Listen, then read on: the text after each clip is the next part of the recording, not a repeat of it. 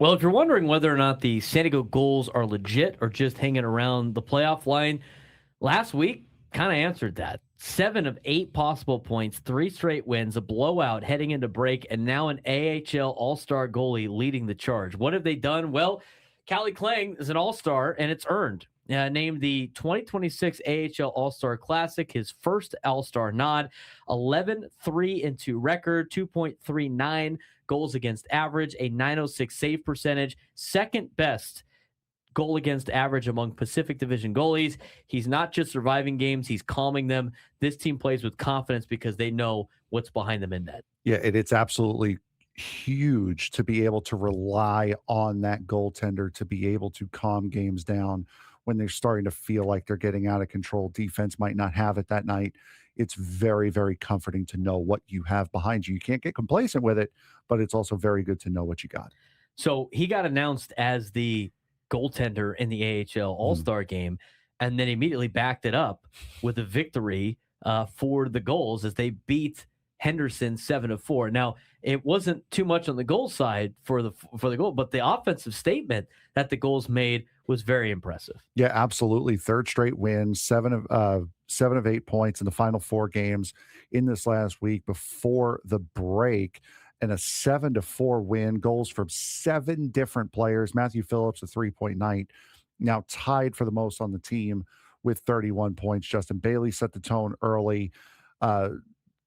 Just a great, great night overall for the San Diego Gulls. Yeah, Sosh stays hot. Yegor keeps rolling. Callie Clang stops 33 shots for the win. Number 11. Team didn't limp into the break, but they burst into it. And it's why it feels different. It's not just a hot week, but if you look out and take a broader look at this, points in 17 of the last 25 games. The record is now 21-14-6-3. They're in 6th place, but only 6 points out of 3rd place. And the goal differential is positive. The Ben Higgins differential, right, is positive. Depth scoring is real, not theoretical. So they're off. They're playing really good hockey, and they'll get resumed again later this week. But it wasn't just last week. You look at the whole first half. I mean, last 25 games, they've been playing some really good hockey. Yeah, they absolutely have been. And the only thing you worry about is the same thing you worry about in baseball as well. The All-Star break can be a godsend for some teams, but it could also be a detriment to cool you off going into a nice long break. And that's what you run the risk of here with the Gulls is this All-Star break going to hurt them more than it's going to help them? And now a couple of things too with the Gulls. They got some upgrades from the Anaheim Ducks. So the Anaheim Ducks are off until I think February 25th is their next game. Yeah, until the Olympics because of the Olympics. And so with the Ducks being off in the NHL, they sent a couple of players back. Sam Colangelo was one of the first to get sent back, but then Tim Washy is also back. The All-Star forward returns after an NHL stint. He led the Gulls in goals before the recall. He had size, leadership, and finishing down the middle. This lineup is deeper today than it was 2 weeks ago, and I don't know how long Washy's going to be down here in San Diego, but you're the Gulls. You got to take advantage of this as much as you can. Yeah, absolutely. Because the Gulls, I mean, while they're not the main focus, you're also trying to win. You're trying to win a trophy here. So it would be very, very nice to be able to use that NHL talent that you have to be able to get ahead, or in the Gulls case, catch up a little bit. 3 games back, 6 points is very, very doable, especially in the American Hockey League. Let's take a look at the big picture for the San Diego Gulls. You're seeing the identity start to lock in.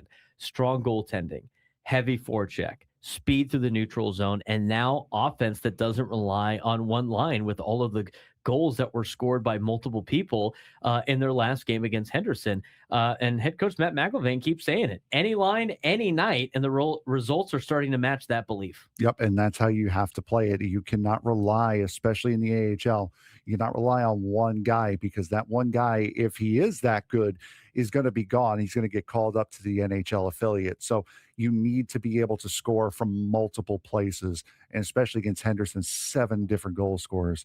That is absolutely huge. Again, San Diego Gulls are in 6th place in the Pacific Division. The top 7 make the playoffs, but they're only 3 points behind 3rd place in the Pacific, and they got a pretty big measuring stick coming up this weekend at Bakersfield on Friday. and first Bakersfield at home at Pechanga Arena on Saturday before playing San Jose next week. Those Bakersfield games are looking a lot like a playoff measuring stick, Frank. Yeah, they absolutely are. A nice home and home against Bakersfield. And then you go into the middle of next week, which I'm sure we'll cover on the next week's update against the Barracudas of San Jose. So a very, very good measuring stick here for the Gulls coming up. And the thing with the Gulls is they had so many years now in a row where they did not get a lot of help because the Ducks were in full rebuild. Yep. And now that the Ducks have a young, talented team that doesn't need to rely on the Gulls are starting to reap the benefits of that. And we're seeing that with the record. Absolutely. We'll have an update again next week on the San Diego Gulls. For more Gulls conversations, be sure to subscribe to us on YouTube at @B_SURP, the Braden Surprenant Show, San Diego's #1 sports station, 97.3 The Fan.